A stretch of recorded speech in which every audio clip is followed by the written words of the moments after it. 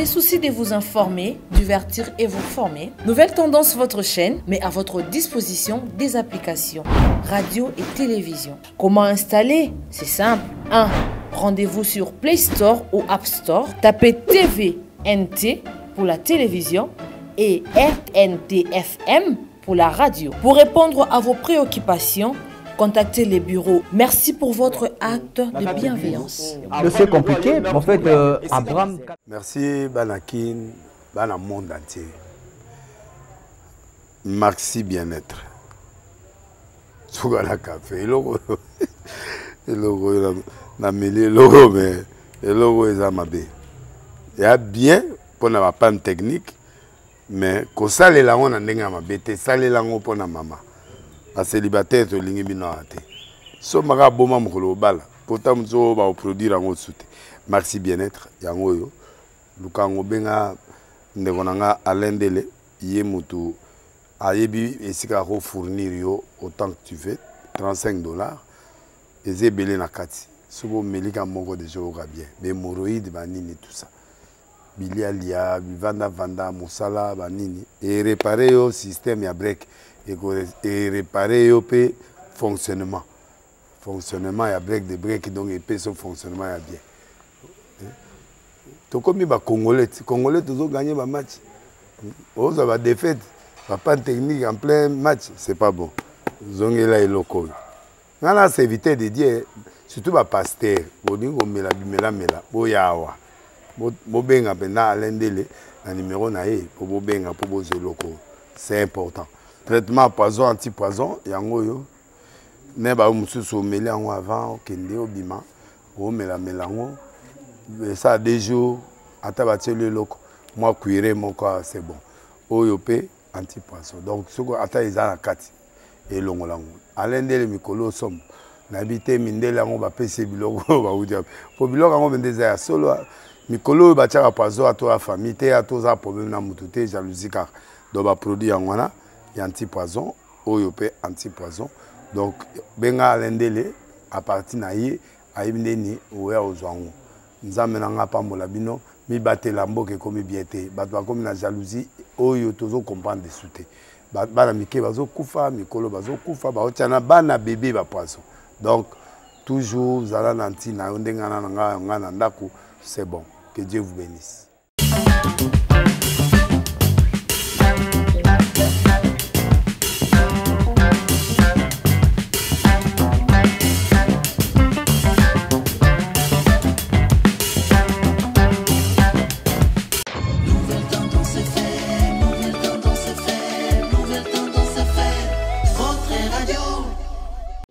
Que le Seigneur Dieu vous bénisse.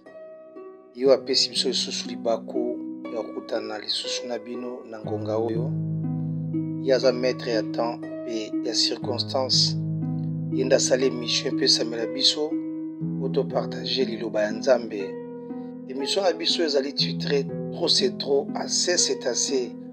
Eza émission pona bolamu ki ya ba famille. Eza émission yé pona kolamu sa maboto eza kolala. Pour rêver ma beauté, pour révolutionner ma famille, basilika face à la réalité spirituelle où ma famille est confrontée na yango.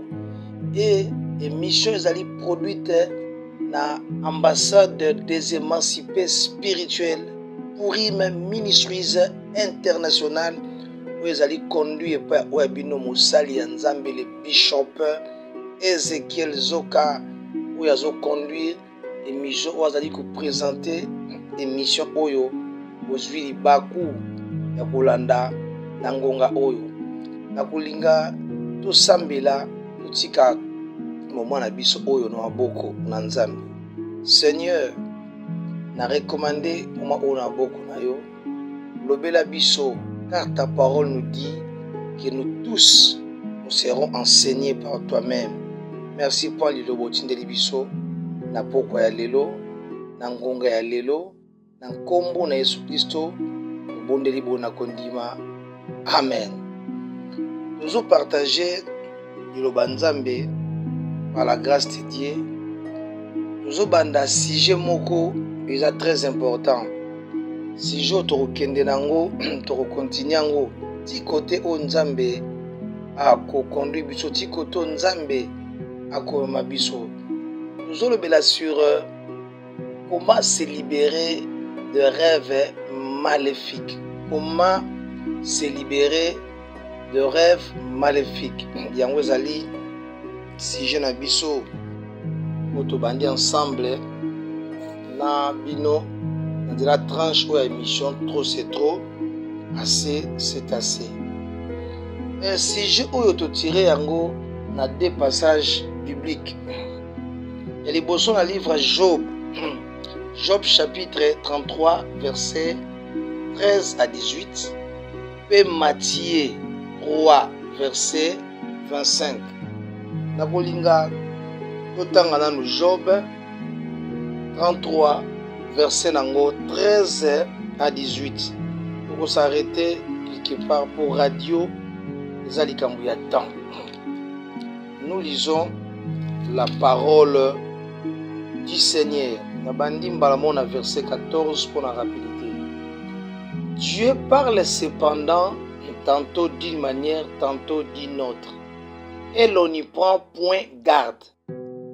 Il parle par des visions, il parle par des songes et par des visions nocturnes.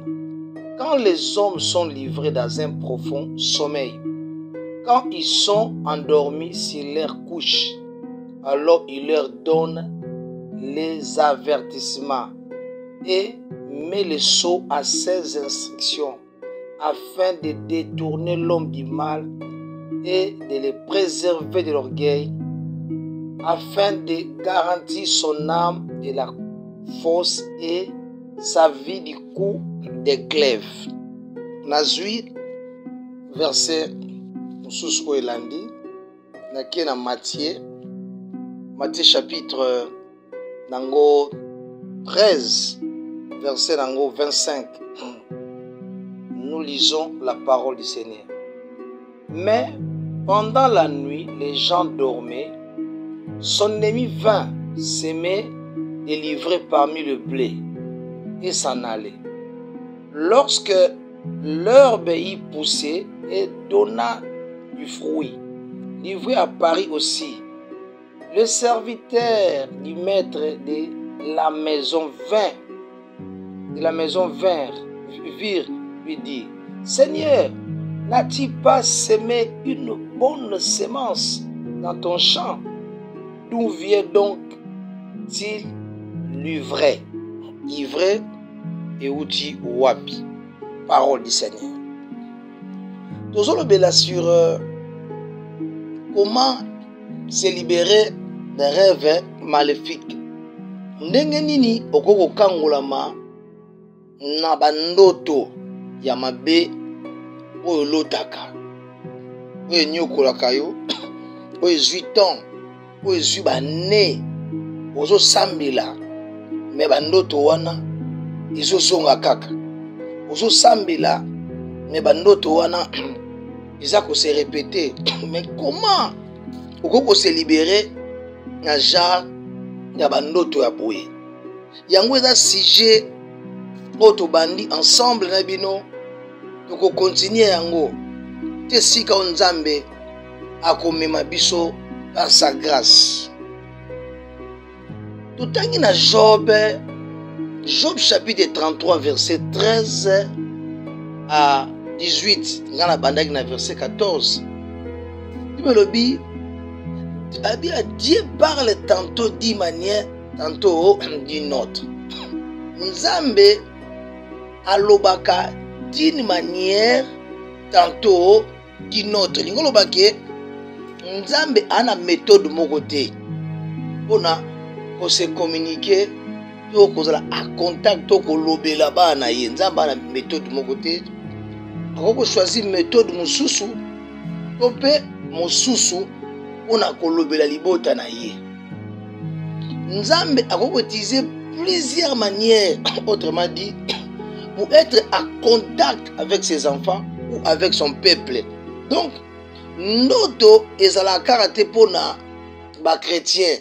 Ndoto na bato oyo basambelaka te bana droit ya kolota po ndoto nzambe itilizaka yango kaka te po alobela bakristo to baengebene me nzambe aitilizaka ndoto po azala en communication to en communion na bacréature na ye na moto oyo ye akeli na elilingi na ye lokola nzambe aza na bamanière ebele mpona kocommunike to kose communie na pepe na ye nzambe akoki koutilize voix audible nzambe akoki koutilize même la parole de Dieu nzambe akoki koutilize prophétie nzambe akoki koutilize conseil kaka ya bato nzambe akoki koutilize bavision nzambe akoki koutilize voix intérieure to basigne même la nature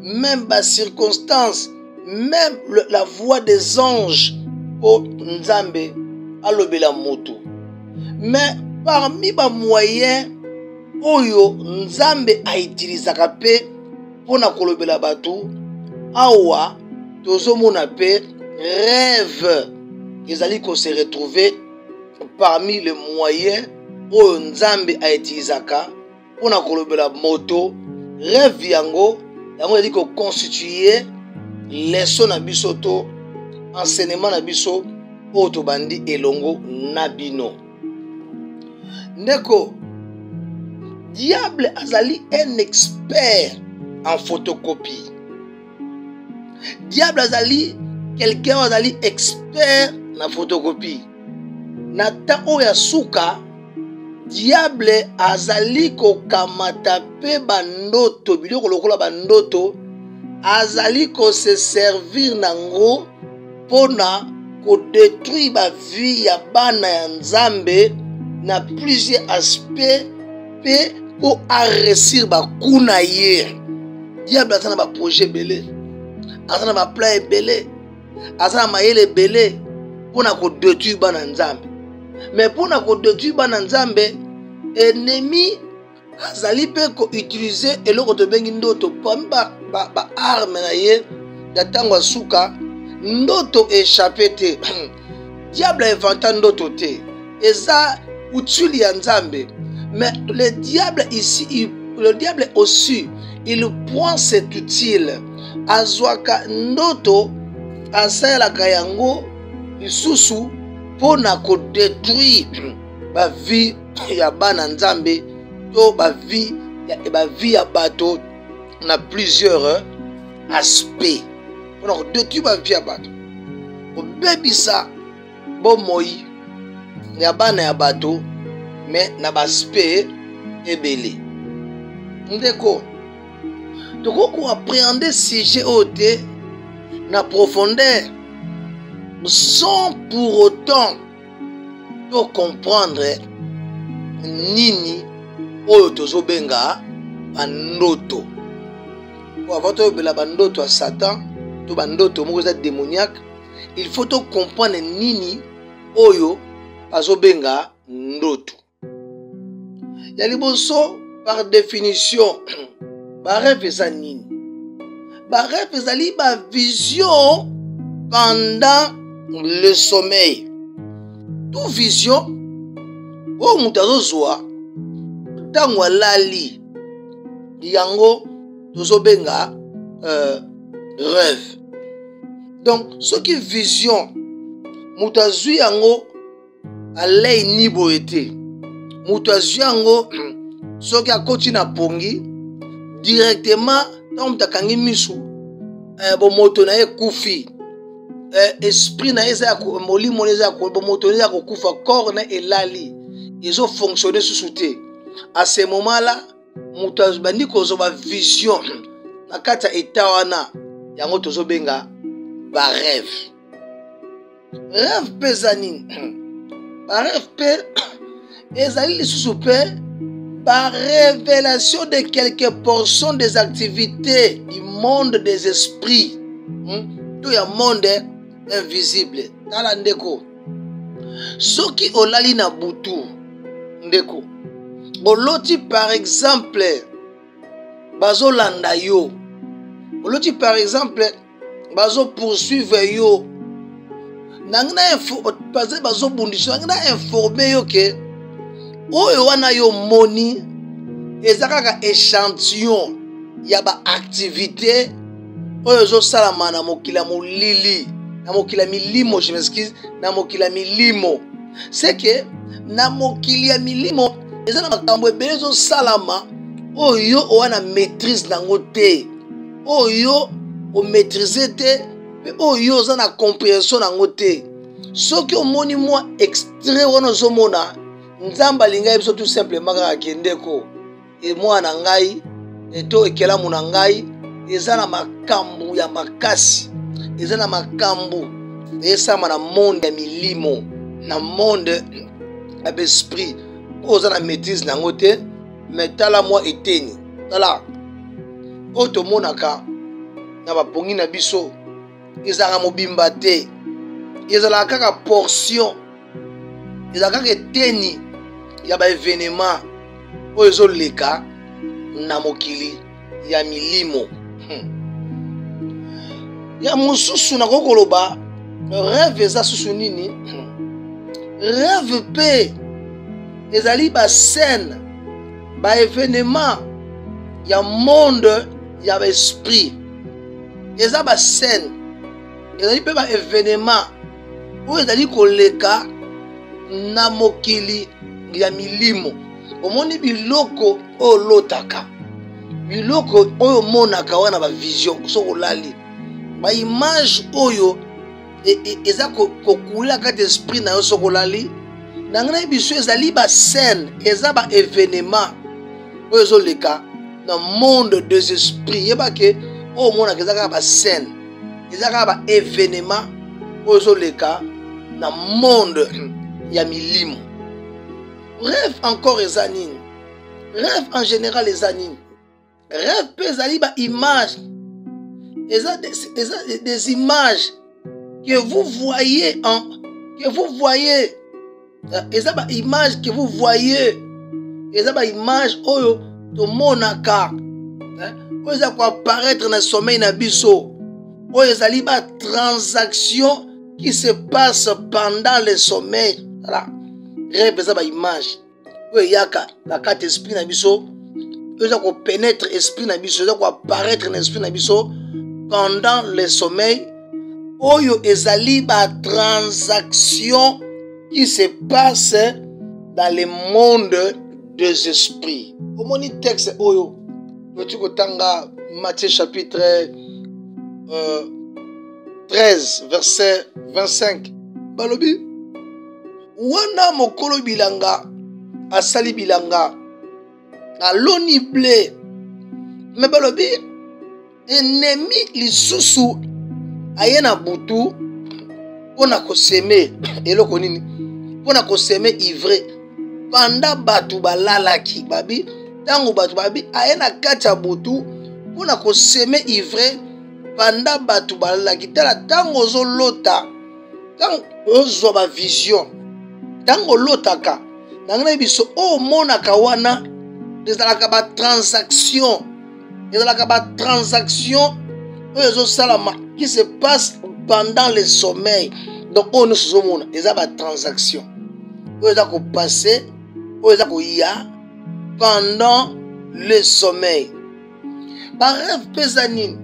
Ba rêve pesa ba image pesa ko apparaître na esprit ya mutu tango mutu alali. Omoni tango lali na image wana oyo ezali ko apparaître na esprit na yo, yango tozobe eza ko apparaître tango lali, yango tozobenga le rêve wana en général. Mais biso tozobela sur le rêve maléfique ou le rêve satanique. C'est quoi un rêve maléfique?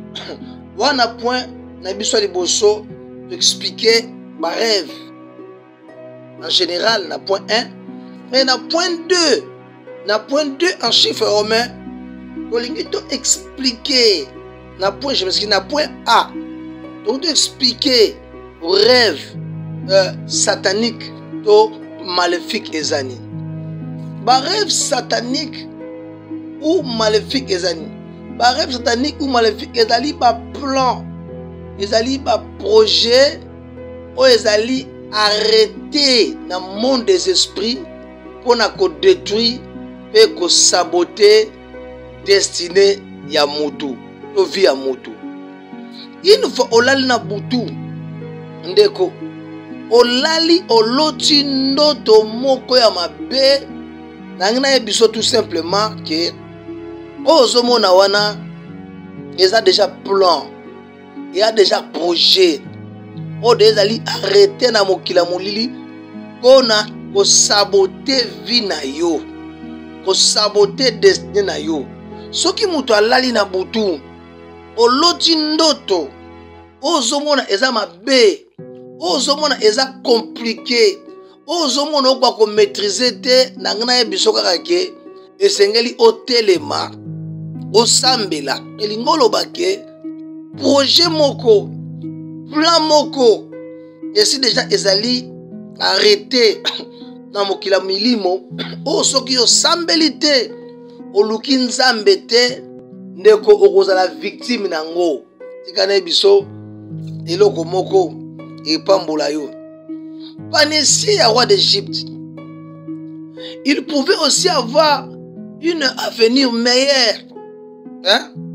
Mais à cause ya ndoto moko oyo alotaka butu moko oyo bande ko cacher une mauvaise interprétation, bien aimé, tout son avenir ezalaki gâché. Nangina biso ke batu nyonso banekishaka bandoto o bazolota oyo ezo cacher une mauvaise signification, oyo ezo cacher ndimbola ya mabe.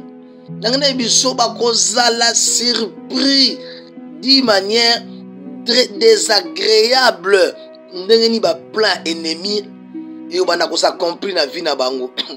Ba bana kozala ka surpris na ba makambu oyo e bando komelaka bango. Tala notre dali phénomène moko munene na monde des esprits, mais ba effet nango et touchaka na ba vie physique ya batu. Mutu nyonso oyo aloti esengela telema aluka nzambe alinga ayeba pourquoi so bandoto ezaka compliqué, bandoto ezaka ko effrayer yo oloti ndoto bandotaki ndoto wana ozana kimia te ozoyeba te na sala ni. Bien aimé, tu as besoin d'un homme de Dieu à expliquer yo. Bien aimé, on a posé un homme de Dieu à expliquer yo et le pourquoi de ses rêves. Ndoto nyonso na vie na yo ekendaka ezongaka, ndoto nyonso oyo effraye ezako effraye ezolongolo kimia na biso. Ndoto nyonso elongolo kimia eza na connotation moko spirituelle. Balobi roi loti ndoto, mais Bible ezoloba roi esprit na ki troublé. Rêve nyonso eza na connotation spirituelle. Il y a un sens moko, un sens moko spirituel. Ndoto wana lelongola mtu kimia. Roi lotaki, mais roi saki kimia te. Bien aimé, son esprit était troublé. Mais nazo déclaré pour na yo ndoto moko te eko avorter promesse ya nzambe na bomona yo. Ndoto moko te eko mettre fin ya destinée ya nzambe na bomona yo na kombo na Yesu Kristo. Tika na ebisa yo solo. Vanessa roi d'Égypte, belaki na Joseph na prison moko alotaki ke azo servi na coupe ya roi ya pharaon, mais moko aloti bandeke baolia likola motuna na ye amoni 300 ya mapa pe bandeke bazolia likola motu. Joseph aye alobi omoni ndoto oyo omoni ya vine oyo servi na coupe ya pharaon abi 3 jours pharaon ko bimisa na prison okende ko servir. Mais moto o faka vanda aye ko tuna Joseph explication. Joseph ebisi omoni ndoto mususu oyo zomona wana, ndoto wana oyo lotike likola mutu na yo ezalaki na 3 sani ya mapa bagato oyo Pharaon alingaka mpe bandeke bazolia likolo ya mutu na yo. Ayebisi ye alobi na ye omoni 3 sani ya mapa ozomona eza 3 jours. 3 jours jour ya anniversaire ya Pharaon. Pharaon akobimisa yo na prison mpe Pharaon akopandre yo bandeke ya likolo bakolia nzoto na yo. Bien-aimé, et 3 jours après Pharaon abimisaki bango na prison, les chansons a été élevées, a été rétabli, mais Panessier, le roi d'Égypte, il a été pendu. Ndenge Joseph apesaki explication nangane biso makambo ebele ozobika ya mabe na kata vi na yo soki obandi kozonga nsima na bandoto na yo okoya comprendre ke olota omona eza na makambo so vaka na vi na otala kondie likambo na mona yango quelque part ondie na lotaka yango événement ondie sina viva yango mozoyeba te omona yango bien-aimé eza bandoto oyo lota oyo bosana oyo ebima na molimo na yo oyo ezokonza yo. Oh bien-aimé, le Seigneur Dieu nous aide. Roi Panessier, le roi d'Égypte, soki ayebaki makambo tozoloba lelo alinga koluka nzambe alinga kotelema mpe projet wana enga kozala nile. Papa, mama, ndeko tika nayebisa yo libota na yo boza confronté na makambo ebele eloko ebomaki Panessier ya roi d'Égypte. C'était quoi? C'était la ignorance, zaki manque ya connaissance. Oyebi ko yebisa mutu makambo famille na bino balia bino bakanga bino za kwa lokwa mutu aloti ndoto mais soki balakisi mutu te makamoni esengeli asala po makangolama makamoni esengeli asala po abima na situation wana ndeko nyonso bazebisa mutu ezaka lokola mutu awuti epa médecin biso oza na sida après avoir que biso oza na sida mais soki médecin ayelakisi ye te eloko ni esengeli asala mutu wana akobanda kokontinue konyokwa matala koyebiso makambo ke Bishop Ezekiel c'est un prophète aussi, un prophète docteur. Je suis un prophète docteur. Donc koyebiso maman koyebiso que oza problème oza nango bien mais kolakisa yo ndenge nyoko kobima na ba situation oyo ba rêve enyokolo tangula yango eza très important. Ngana kobengo na biyaka okobika na sambela pona yo ngana za prophète aboye ngana salaka boye. Je peux tout dire. Mais bien aimé, vous n'avez pas seulement besoin de moi, mais vous avez besoin de Christ. Awa Paul Pierre azotuna Yesu ebisi Yesu montre-nous le Père. Alobi et cela nous suffit. Alors que c'est très important zanini. Nous tuyé mo kwa banzambe. Oyebi eza bien, je suis pas contre. Na sepela nango, je reçois aussi les gens, beaucoup de gens m'appellent, je les reçois na sambela rapona batu. Mendeko eloko eza capital pona yo eza ozwa connaissance. Omoni Panessier roi d'Égypte akufaki po azaki na connaissance te ayebaki te ndeni akoko révoquer situation oyo ndeni akoko révoquer problème oyo ne biso bato ebele to perdre na kata ba famille na biso bato ebele bakufa na mabota na biso bakoya kokufa te l'autre perdre bato ebele. Et ça parce que nous avons manqué une connaissance spirituelle adéquate pour éradiquer la situation. Bien-aimé, yango tika na bisayo yango na kata Purim na kata Purim Ministries International, l'ambassade des émancipés spirituels. Ici chez nous, par la grâce de Dieu, nous formons les gens. Bien-aimé, tu dois comprendre. Christ aloba kite kende pa na bango bandako yesa bango ngai na salaka boye. Donc ça alobaki enseignez-les tout ce que je vous ai prescrit là. Ce qui muta na connaissance, voilà, connaissance ça établir autorité à moto. Connaissance, ça établir autorité na yo. So lingi autorité ne vanda. Vous avez besoin de la connaissance. Voilà, ndeko. Nazo benga yo, nous avons des formations. Ngana benga yo te pour le combien de fois quoi? Combien de fois de benga no ba démon? Combien de pasteurs sont consultés? Combien de pasteurs nzambe sont consultés? Vous tobi no kendeli susute. Problème est ça, mais même ba biser na bino bien-aimé. Problème est ali que aux a problème il y a connaissance. Les justes seront délivrés par la connaissance. So mutando banzambe, il faut au long à niveau chaque jour batza comme beaucoup. Il faut comme à niveau que à ta pasteur azade yo moko se prendre en charge. Yango nazo invité bino, nazo benga bino, na suka ya émission, na kopesa ba coordonnées, to sana bino. Boye ko omoni biloko musu ya mikie kako. Muto biloko ba nouvelle naissance. Muto yebi ngote. Biloko lokola bas ba biloko moya mikie comment mutu ko sambela ayebite. Biloko bo sambela mabe. Yango bo zo ba résultat te. Obanda ko sambela likambo banda kala. Mais likambo ezora solution te.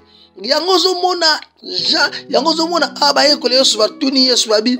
Enseigne-nous à prier comme Jean a enseigné à ses disciples. Il y a des choses bien aimées. On doit t'enseigner. Il y a des choses bien aimées. Il faut au yekola. Donc nazo bengo. Moi n'époque yokoto zali. Mokileza ko beba. Mutu nyonso sengla de la pasteur ya ndaku na ye. Mutu nyonso sengla de la prêtre ya ndaku na ye. Prêtre ya ndaku na yo. Mo la pasteur ya ndaku na yo. Ya libota na yo. Eloko ya liboso, vous avez besoin d'avoir la connaissance adéquate de makamanzambe. Bilo mususu. Attends baso ba à mon nom vous chasserez les démons. Alors ite ba pasteur mba obengana ba démons. Il n'y a pas un pasteur oyo azana monopole ya vérité. Bible za biso nyonso. Et asuna ta kalate mutu mo atangela ko Bible yolo baga iyo lokwa na misa. Yope okoko tanga parce que les bernites bazo tanga bazako examiner ceux qui makambanda ko yesa bango za solo. Yopo ko tanga bien-aimé. To ko pe ko examiner ceux makambo ngana ote za solo bien-aimé. Et ça karate on dit mara iyo batotiara boza bana mikete boza mikolo aya dali kamba balo yengete yali kamute ya kana osala bona ozo non ali kam nazo benga yo oya ko yekola biloko musu ozo mona ngwa mike o neglisaka mona maîtrise nangote lokote ya mutu si la nouvelle naissance ozo wa mutu azoloba ba mate akala bien aimé bato abongola ki motema tawana eta eleki na tangu tobani ba groupe de prière bato wana ba récit makasi parce que baza na foi o eza solide ba na crainte eza solide parce que biloko o biso to bengaki biloko ya pamba yango nde vantaki foi na bango yango moni bato wana bazali baloté te na tout va de doctrine parce que ils sont de base. Papa nazo benga yo, mama nazo benga yo, nazo pesa nakopesa ba numéro na biso na suka, nazo benga yo oya ndeko oya ko apprendre oya ko yekola ozwa malakisi na bengo.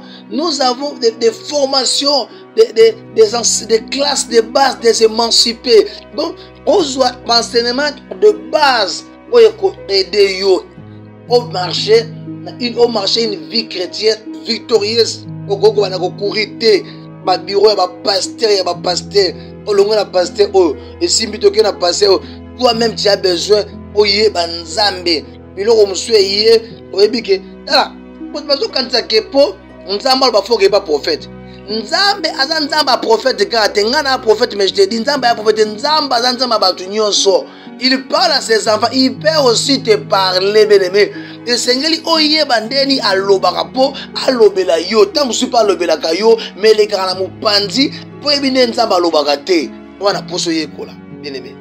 La vraie délivrance, c'est la connaissance. Si vous avez une connaissance adéquate, il y a un connaissance au Moutazui, avant de appliquer, avant de pratiquer, ce que Némia comprend, selon qui s'attend dans Matthieu chapitre 4. J'étais. Alors il est écrit, si vous avez la maîtrise de il est écrit, la maîtrise de la parole, il y a un souci. Et qu'on dit on a ça qu'on benga bino, on a ça qu'on invite bino ndeko. Aux a la réalité compliquée, très complexe. Aux a d'autres autres compliqués. Ceux qui aux a posé ça bien aimé, ou comment on veut une vie chrétienne victorieuse, moi je t'appelle bien aimé. Mais le qualiboso, ata oyo ki matea oyo, ata oye kola. Mais ceux qui oyamba yesu te na bomona yo, tu n'auras pas la victoire sur le diable.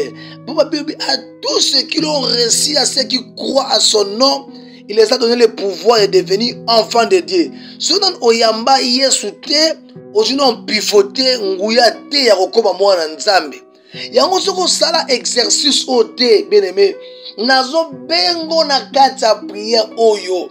O fongola monoko, o benga yesu, akota na bomoi na yo, azala mokonzi, pe mobikisi na yo, nanjalo sambo oyo, olanda ngai. Loba boye mokonzi yesu. Na bengi yo na bomoi na ngai. Kota na bomoi na ngai.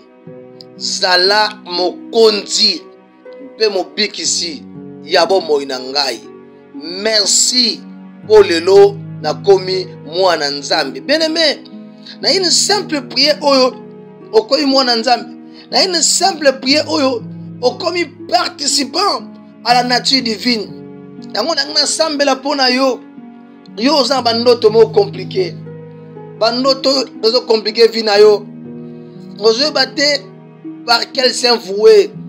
Nalingi otsa loboko na motema na yo na sambela pona yo père na bano sambela pona ndeko nyonso oyo azosala bandoto oyo eza compliqué oyo azobate par quel saint voué de quel saint voué Seigneur asambeli a prier a gêner mais situation ndoto ezosila te noto amabe ezosonga kaka akola na butu bazolese biloko mais soki asilisi kaka kosambela kangi misu ndoto yango ezongi susu lelo na brise na paralyse biloko nyonso ali kopesa force na bandoto mabe eloko ali kopesa force na bandoto mabe na paralyse source nango na couper source nango na couper source nango nazo tatola butu oyo ezali butu ya kimia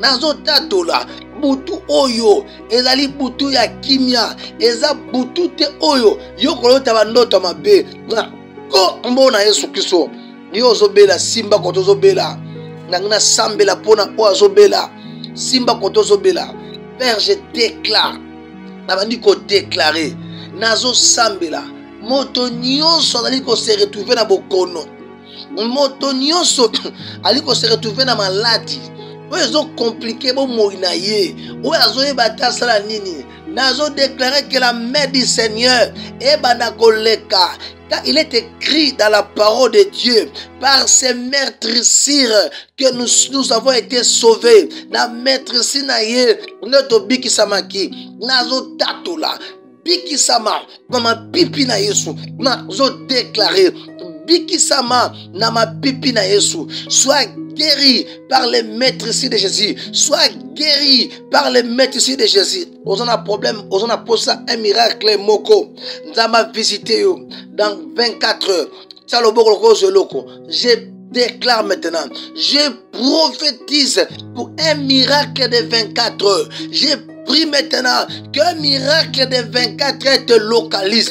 Au nom de Jésus, au nom de Jésus, allez reçoir un miracle de 24 heures, allez reçoir un miracle de 24 heures, allez reçoir un miracle de 24 heures. Shukababa Boshe, Rekamanta Katakaria Zandabra, Iporobro Sakatake, Rokondobros, Ayemeketeke, Rekamanda Barabo, Rikamanda Rabobo, Seketeke, Sikataka, Nazo prier. Maintenant, nazo prier pour un miracle instantané. Yozana mbet hôpital, Ovandi, on a difficulté, Ozoye Basusute, Osala Nini. Allez, je prie pour toi maintenant. Allez, reçois un miracle instantané. Simba Kotozo Kapasi, je déclare maintenant que la puissance de Dieu te localise, que la puissance de Dieu te localise. Allez, reçois un miracle instantané. Allez, reçois un miracle instantané. Nazo prier pour un miracle instantané. Yo on a problème, on a maladie. Allez, on a mbeki hôpital. Allez, banda koyamba. Allez, reçois un miracle instantané. Nazo prier pour na yo. Nguya nzambe zo kota yo. Nguya nzambe zo visiter yo. Nguya nzambe zo simba yo. Kaka na minute na zoloba. Nguya nzambe zo leka. Ebandi ko visiter yo. Ebandi ko simba yo. Ebandi ko toucher yo. Allez, sois touché par la puissance de Dieu. Sois touché par la puissance de Dieu. Sois touché par la puissance de Dieu. Au nom puissant de Jésus. Seigneur, merci pour ton œuvre. Merci pour l'œuvre que tu as accomplie. Merci pour la guérison que tu as accomplie. Merci pour les vies que tu as délivrées. Au nom puissant de Jésus-Christ, nous t'avons ainsi prié. Amen. Yao Nzambe, Apambola Bino, Isaac Oyabino, Moussali Nzambe, le bishop Ezekiel Zoka, docteur, prophète. D'autres personnes m'appellent l'instrument de guerre.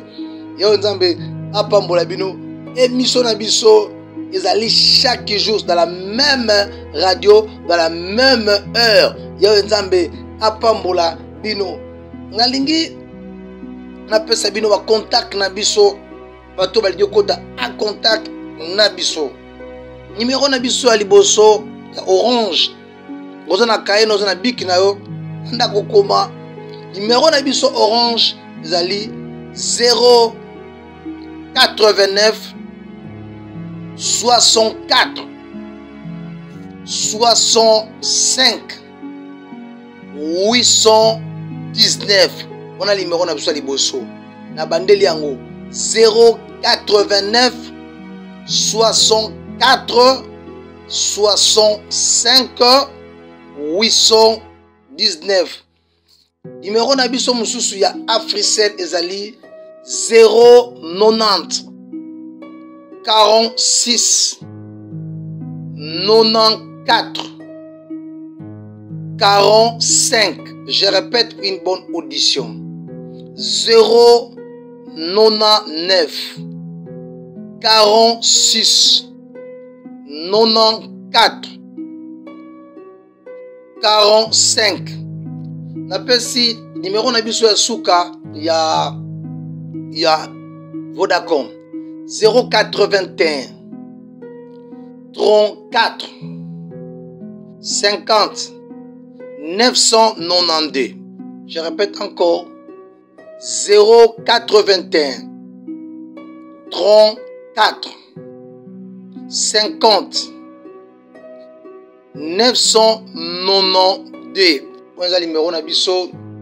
La numéro na biso oko utiliser pour ozwa biso. Awa émission de Kokata na radio, mais nos émissions continuent. Tu peux nous suivre en continuité sur ma plateforme na biso virtuelle. Nous avons la radio na biso sur internet sur www.radiopourim.com. Sauf que l'internet est petit www.radiopourim.com. radiopourim.com. Au Kangisa Monyoso Pourim fête juif. www.radiopourim.com. On a au Kolanda Biso un site na biso de manière continue. Mais sur Olingi, on a téléphone Android. Olingo télécharger application na biso pour landa radio na biso 24 sur 24 parce que maté ozolanda awa tozongi sarango lisusu na 23h. Donc ça on quoi? Je m'excuse. Na 0h. Na radio na biso ezongaka na 0h. Heure de Paris. Parce que vous voyez que ma fusion change à heure de Paris ezongaka na 0h heure de Paris. Biso a otalika na montre na yo petit on a 1h avant des micro toza heure moko heure de Paris. 20 pas la chose c'est 23h bon on a 0h. C'est ça. Micro toza même heure. Et bah émission auto tsakango en podcast sur YouTube. Ce que émission eleki ndenge zo leka awa zo leka pe en direct na YouTube na biso. YouTube na biso zali o Olanda o faut s'abonner na YouTube na biso po Olanda ngo en continu. Ça dit YouTube na zali Pourim RTV Pourim eza P O U R I M au espace RTV Pourim RTV na YouTube na biso kuna soki o s'abonner ou kozwa ba émission na biso même la chaîne na biso sur TNT Pourim RTV ou kwanda ba émission na biso ebele communiquer ya mutu ya makasi oyo nangna pesa par ko expliquer ba plateforme na biso ezali communiquer ya formation cours de base, formation de fondement pour les émancipés. Bateau baza émancipé, bateau baza affranchi. Nous avons un enseignement de base.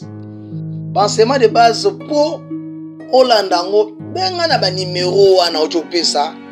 Benga biso toko enregistrer yo. To enregistrer po yo moko comme pasteur ya vina yo. To oza esclave ya ba prophétité. Na ba pasteur te pose la manipuler te la c'est la manipulation te ya ba faux prophète na ba faux pasteur te ba manipuler rabino le Seigneur yo moko yeba nzambe na yo Bible dit ceux qui connaîtront leur Dieu ils agiront avec fermeté ba numéro ya ngwana yo lingo yekola ba numéro ya ngwana benga biso toko kotiso na groupe na biso ya WhatsApp na kati ya groupe to kotisa yo sozo na WhatsApp ko kota so na to koma numéro na yo to ko benga yo po to pesa yo ba jour ba date au formation e ko bana même ba bandaka radio ba ko za informer soki programme lingo banda to ko informer bino ya wenzambe a pambola bino bolandi biso to kutana bino susu lobby soki yeso kiso ayete nzambe Yahweh mokeli yalikona se a zanabino toza prêt ba téléphone za ko fongama soro beng to koyamba peu importe heure baba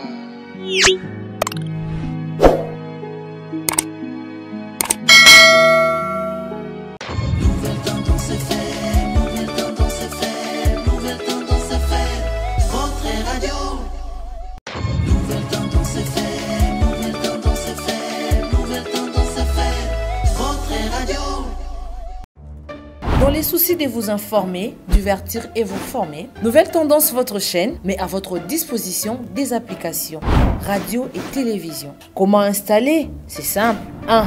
Rendez-vous sur Play Store ou App Store. Tapez TVNT pour la télévision et RNTFM pour la radio. Pour répondre à vos préoccupations, contactez les bureaux. Merci pour votre acte de bienveillance.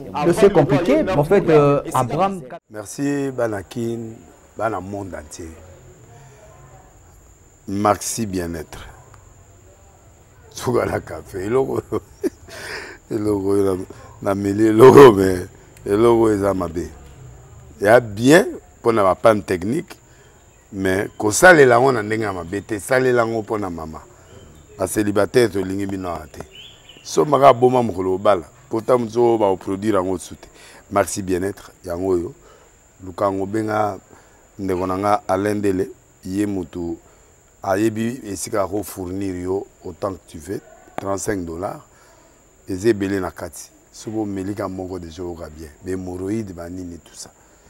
Bilia lia, vanda musala banini et réparer yo système ya break. Et réparer le fonctionnement. Fonctionnement, il y a break de break, donc il peut son fonctionnement bien. tokomi ba Congolais toujours gagné ba match. Aux va défaite, pas technique en plein match, c'est pas bon. Zongela et loko. Nana c'est éviter de dire surtout ba pasteur, boningo mela boyawa. Bo benga bena alendele na numéro na e pour bo benga pour bo loko. C'est important. Traitement poison anti-poison yango yo. Ne ba mususu meli yango avant kende obima. O melango. Ça des jours atabatie le loko. Moi cuire mon corps c'est bon. Oyopé anti-poison. Donc ce que ata ezana kati et longolango. Alendele mikolo somme. N'habité mindele yango ba pese biloko ba udia. Po biloko yango bendeza solo mikolo ba tchaka poison à toi famille te à toi problème na mututé jalousie car donc ba produit yango wana anti-poison oyopé anti-poison. Donc benga alendele à partir na ye ayibindeni oya ozwango. Nzambe nanga pambola bino mi batela mboke komi biete bato bakomi na jalousie oyo tozo comprendre de souté bana mike bazo kufa mikolo bazo kufa baotiana bana bébé ba poisson. Donc toujours zala nanti na ndenga na nga na ndako c'est bon.